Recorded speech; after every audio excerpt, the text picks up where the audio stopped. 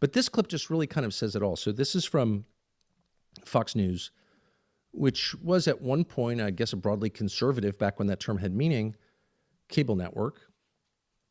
Familiar with it, of course. A lot of great people there. But it has become, in the last year, sort of a nonstop cheerleader for the most nihilistic kind of military action. Military action that has no assured positive outcome. Really, the point of it is just to like kill people, apparently. Like, what is the point? No one ever explains that, but you're a weakling and unpatriotic and probably a secret Muslim if you're not for it. I mean, it is nihilism. You can't tell me why this is a good idea. You can only attack me for not getting on board with it. Okay. That's very dark. You never want to find yourself advocating for things like that, but they are. And because they are, and because it's the most important thing to the network for reasons that are not clear, all of a sudden, every other issue is subsumed into that. It's not important at all. So you find yourself in a place where you have long time conservative, not just cable news hosts, but figures like very famous people, recognizable people, and doing this for 30 years, but in your bedroom for 30 years, telling you that what matters are the conservative values. And those would be, roughly in order, small government, lower taxes, entrepreneurship, family values, pro-life, no castrating kids. All of a sudden you have people like that making common cause.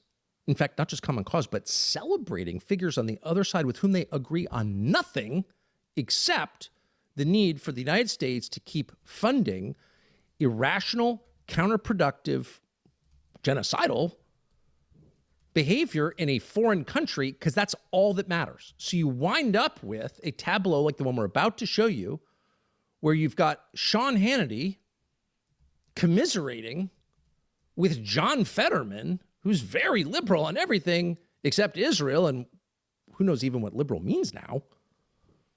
But he's on the other side of every other issue except Israel, which for reasons either of cognitive impairment or campaign donations, he's decided is the only issue that matters. And they're looking right into the camera and telling you, yeah, any criticism of Israel is just Jew hate. And it means you're a bad American. This is the kind of clip that will be preserved in the Museum of National Decline at some point. Like, how did this great country dissolve? Well, because the people went insane. The people with the most power went insane. They started saying things that make no sense at all. And this will definitely be in that exhibit. So here's Sean Hannity and John Fetterman. All right, let me ask this. Why the deep hatred for Israel? Why? Yeah, because I mean, if you have such contempt for Israel, I mean, of course, you're also anti-American and you're anti-Western civilization, and you're seem anti-capitalism and the American way of life. I mean, it's like so tempting to get literal. Okay, so a socialist country, which is Israel, not attacking him, just saying, founded by socialists on socialist principles. It's not a free market country. It's run by the government and the military. It's like the opposite of a free market country. It's a pretty successful country, for a bunch of reasons. But if you don't support Israel, you're against capitalism. And you're against America. Is there any other foreign nation to which this applies? If you don't support Moldova, if you don't support Estonia, you don't support Guinea-Bissau, you don't like America. Where are you in Namibia?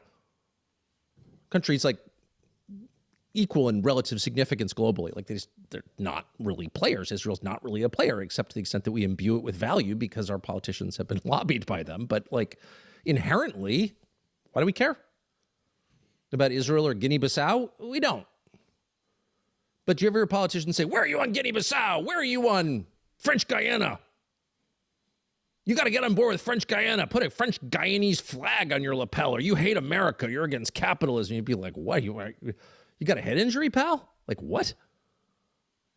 Lay off the psilocybin. It's not helping. But says that with a straight face, and then has the gall to say, and this is not an attack on poor Fetterman, who is impaired, or on poor Hannity, who was also impaired. This is just a reminder of what reality is. You're an enemy of Western civilization. I'm an enemy of Western civilization. So you're begging the question then, what is Western civilization? Well, it's a lot of things that emanate from Rome, Israel's ancient enemy. But let's just put it succinctly. At the core of this thing we call Western civilization, upon which our society is based, is the idea of justice. What is justice in the West, in this thing called Western civilization? Justice is the notion that we punish the guilty and we spare the innocent. And it is not simply an accident for which we're sort of sorry. It is a grave offense against the idea of justice itself to ever punish the innocent. And that's why we go through an elaborate process called the justice system to prevent doing that. Hannity, poor old Hannity looks like he got some work done. Looks like the cold cuts is seeping through the pores. What the hell happened to Hannity? He's looking fucking crazy right now. He's kind of looking like Smokey Robinson, Lionel Richie, but the white version. Damn, he looks crazy now. And that was like a year ago when he was talking with Trump. He looked cool. Like, he got some bad work done. He needs to go fix that. Another thing is news anchors on Fox, they just want to keep their job. That's why a lot of the times it sounds like they're just talking out of their ass most of the time. They just want to keep their job. Even the sportscasters on Fox, like Nick Wright, Colin Cowherd, Chris Broussard, they work for Fox. Have to tread lightly when they talk about Trump and the U.S. government. But yeah, I hear them all the time because I listen to the sportscasters, and they're always treading water when they talk about Trump and the government because they work for Fox. So that doesn't surprise me. Anyways, like, follow, subscribe, pay that notification. Let's go.